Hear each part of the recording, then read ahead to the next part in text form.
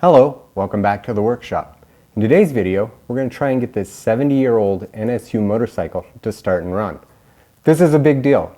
It hasn't been run in 45 years. I'm really excited. I'm also really nervous. If that interests you, stay tuned. We'll get started.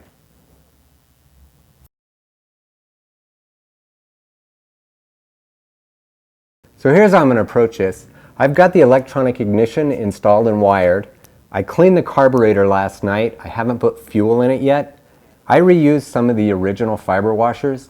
So I want to put fuel in it and I want to make sure it doesn't leak. And I also want to make sure that the float needle seats. If that works out, then I want to hold the decomp lever and kick it over a bunch of times until I've got oil flow in the oil tank. And then if we get that far, then the last thing to do, I'm going to shoot a little carb cleaner into the intake and kick it over. See if we can get it to start and run. So the first thing to do, I'm going to grab my bike stand and connect my auxiliary fuel tank. We'll get gas into this carburetor, make sure it doesn't leak. And I'm going to hook this hose just straight into the hose on the inlet to the carburetor. I've got a valve here so I can shut it off so I don't lose so much fuel. And I'm going to put a towel or something down over the engine, just because if everything goes south and this does leak, I don't want it ruining that paint. I added about a pint of fuel to the external tank. I've got this valve closed so no fuel has flowed into the carburetor, but we want to watch 4 places and make sure we don't have a leak. First, we want to watch these 2 gaskets, make sure there's no fuel dripping here. The float needle sits inside this, so we want to make sure no fuel leaks out the top. There's actually a vent hole in this push button, and what this does is it pushes the needle down and allows fuel to flow into the carb. And then we want to watch the carb venturi and make sure that we're not leaking fuel out here. If we have fuel running out here, it means that this float seat or float valve did not seat. So here goes everything. I'm going to open it up and we're just going to let it run. So what I'm going to do now is I'm going to push this down and hold it until I get a little fuel in the carb venturi. And when that happens, then we'll have, or we should have, enough fuel to make the engine run. It'll also let me know that fuel is working everywhere up to this point. I can hear fuel in there. All right, and we've got fuel now here. Hopefully you can see that dripping out. So I'm going to wipe that up.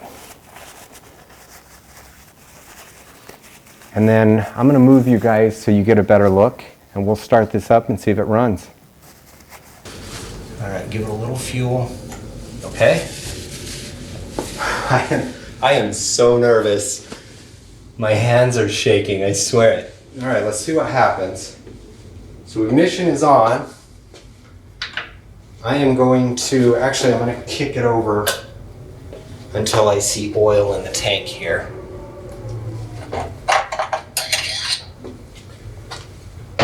Probably should have done that before I added fuel.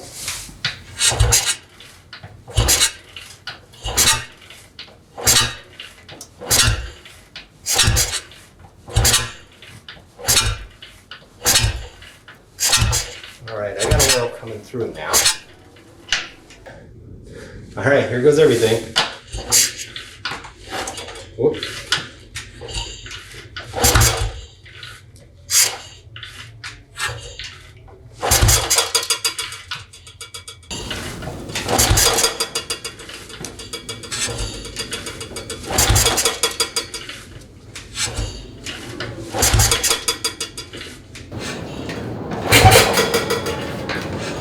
Oh, jeez. I didn't turn the ignition on. I told you I was nervous.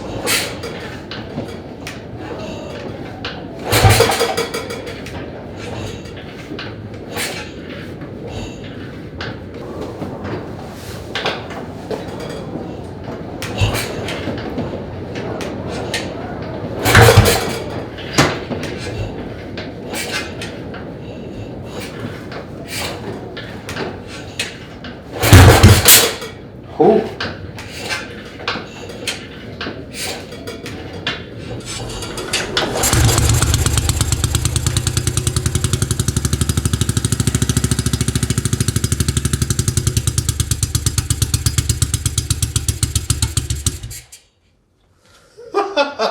Holy shit! It's really windy outside. I'm gonna try again.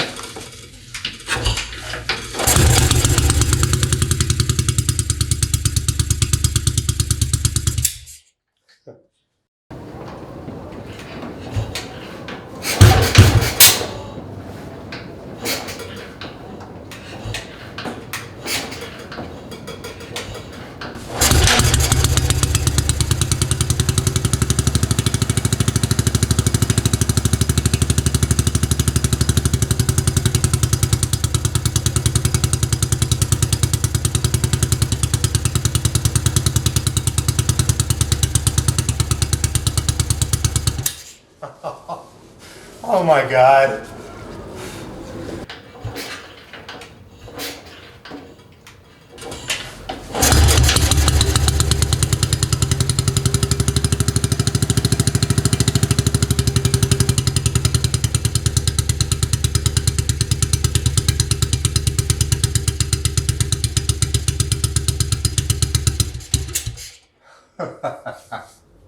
All right, I gotta air out the shop.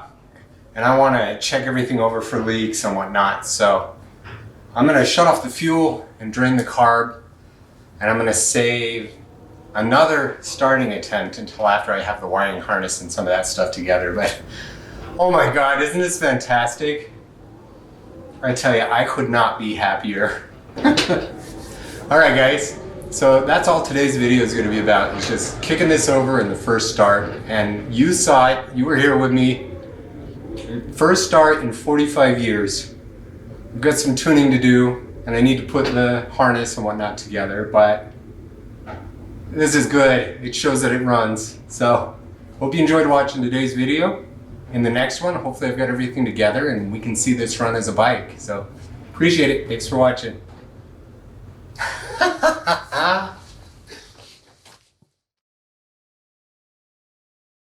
If you enjoyed today's video, here's another one you might like.